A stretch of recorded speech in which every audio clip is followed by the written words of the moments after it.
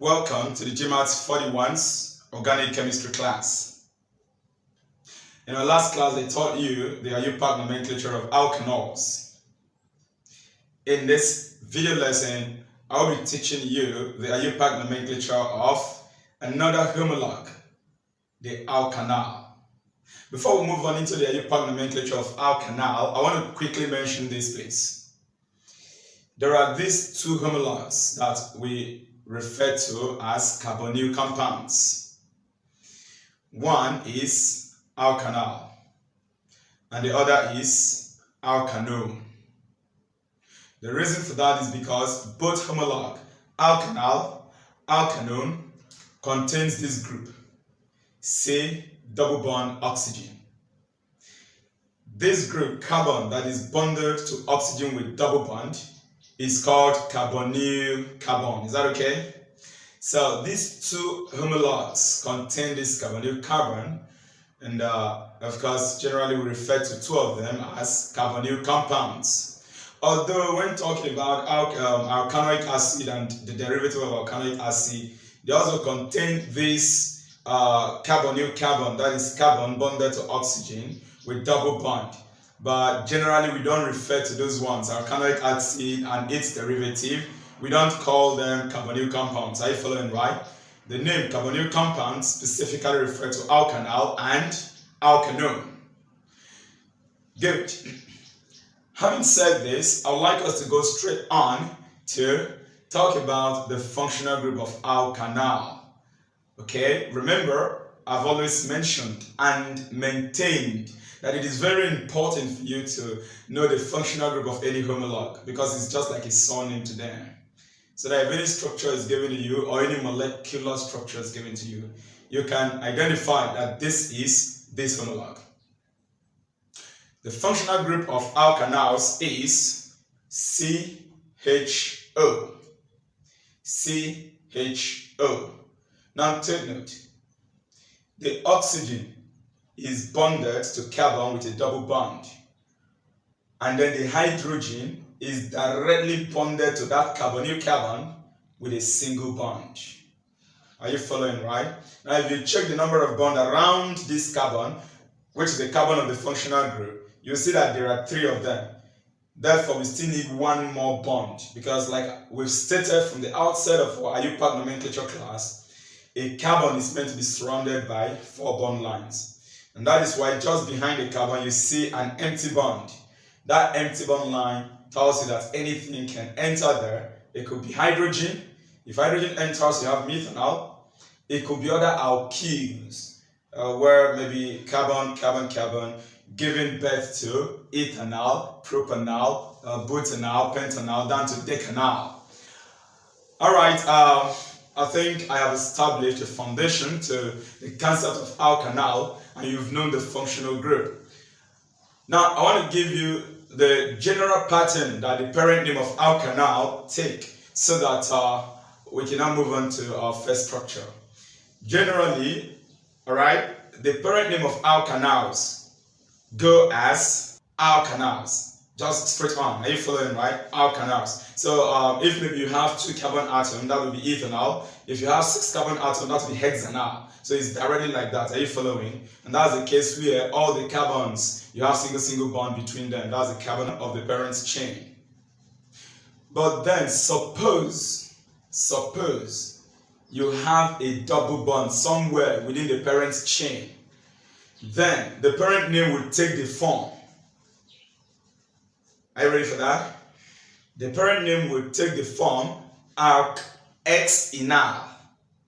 Alk-X-enal, where X there indicates the carbon atom in the parent chain bearing the double bond. Then enal, that in there is now to identify that there is an alkene functional group double bond. Alk-X-en, then al, enal. That al now corresponding to the suffix of alkanal. Anyway, we're going to look at our structures, and then, of course, we're going to learn something wonderful as usual. Let us take our first structure, please. And here we've got our first structure. Now looking at the first structure we have here, clearly you can agree with me that this structure is an alkanal. And how did I know that it's an alkanal? We can see the functional group of alkanal there, CHO. Please don't confuse this with COH. COH is what we saw in alkanal. Are you following, right? The OH, they are together. But in this case, CHO, the OH, they are not together in terms of how they are bonded to this carbonyl carbon. Like I stated earlier, oxygen is bonded to this carbon with a double bond directly. Hydrogen is bonded separately to this carbon with a single bond. Alright, so let us go ahead and determine our longest carbon chain. But before I do that, please, let me say this. I mentioned something a little about it under alkanal, I believe. Okay? And I told you once we move on to alkanal, I will establish it. The functional group of alkanals is a terminal functional group. Once again, the functional group of alkanals is a terminal functional group. What does that statement mean? It simply means that the carbonyl carbon in alkanal, are you following, is always carbon number 1. Because wherever you see it, that is the carbon that you would count as number 1. It does not go like some other homologs we've treated, where we say counting should start from the side closest to the functional group. No, this one does not respect that. For alkanals, you must locate where you have your CHO and then give that carbon as number 1. Alright, so clearly this is carbon number 1. So 2, 3, 4, 5, 6. If you go straight, you're going to get 5 carbons. Therefore, the longest chain is this direction. 1, 2, 3, 4, 5, and what? 6. Now, this tells us clearly that this part is an attachment, CH3, CH2, and that is ethyl. That's the only attachment we have here. And hence, the name of this structure is 3-ethyl. Now, the longest chain is 6. 6 under alkanal is hexanal. Take note that between the carbon atoms of the parent, there is no double bond. Everything is single bond. So the parent name goes with the pattern alkanal, which in the case of 6 carbon atom, it is hexanal. So this is simply 3-ethyl hexanal. So you notice you have no business indicating the carbon atom bearing the functional group. No, you don't. Because that carbon atom is always number 1, like we stated, a terminal functional group. Alright, 3-ethyl hexanal. We shall move on to our second structure. Let us see what we've got in structure number 2. Alright, here we've got our second structure. Interesting, right? I know you are wondering, this double bond you've got here, I think that's just the only thing that might make the structure complex, but good enough. From the introduction to alkanals, I've already explained how you deal with something like this in terms of the parent name. Alright, let us quickly determine the longest carbon chain. I hope you've identified the carbonyl carbon, so you know your carbon number 1 already. That's our CHO, look at it. And so if I go straight like this, I have 5 carbons. If I come this way, I also have 5 carbons. So there are 5 carbons that form the longest chain. Where this is carbon number 1, this is number 2, right, this is 3, 4. Permit me to go down this way as 5 so that I'll take this as an attachment. Even though whenever I have a straight chain and then a branch chain having the same number, I like taking the straight chain as the longest and then the branch as an attachment. But I can still take the branch as a straight chain and the other as an attachment. You still get, the correct name as expected. So in this case, I'm taking this as an attachment, CH3. We have just 1 carbon directly attached to the carbon of the parent here, number 4. And 1 carbon as an attachment under alkyl is methyl. Alright. Now we have the double bond on the second carbon atom, you can see that. So that when we are pronouncing the parent name, here there are 5 carbons, so it's going to be pent in terms of the prefix. Respecting this double bond, are you following, right? We now have pent 2. Pent 2. Alright. then enal, respecting that you have an alkene functional group there, and of course the operating functional group, which is the alkanal. Okay, so we go. The name of this structure, you start with the attachment. The fourth carbon atom we have methyl. So this is 4-methyl pent 2-enal. Alright. So you see the way we handled the parent name here, pent 2-enal. I did not write anything or say anything like pent 2-in 1R. Just like what we had seen, I think under alkyne and also under alkanal, where we had something like in and or, in and I. Alright? You don't do that for alkanal. Remember I told you for alkanal, the carbon of the functional group is always a terminal carbon, number 1. So you don't need to punish yourself, and it's not even allowed. On a Iupac level, there is no rule that you must indicate the position of the carbon atom bearing the functional group, in alkanal. That carbon is always number 1. And that is why instead of pent 2-in 1R, it's simple and straightforward as pent 2. You indicate where the double bond is, then enal. That is what you do in a case where you have a double bond within the parent chain. 4-methyl pent 2-enal. That's the name of this structure. We shall now move on to our structure number 3. Good. So this is what we've got in our third structure. And now if you see this structure clearly, you will agree with me that we have 2 CHOs in it. Look at one of the CHO. This is another CHO. There is one significant thing about the carbonyl carbon of alkanals. You can never see it between any 2 carbons. For example, we'll be talking about seeing that carbonyl carbon, are you following right? On this carbon atom, it's not possible. That is for alkanal. Are you getting me right? It's only in the case of alkanone that we see that. For alkanone, that carbonyl carbon can never be on the end carbon. It's always within. Anyway, don't worry. We'll talk about that when we get to it in our next class, because I'll be teaching you the Iupac nomenclature of alkanone in the next class.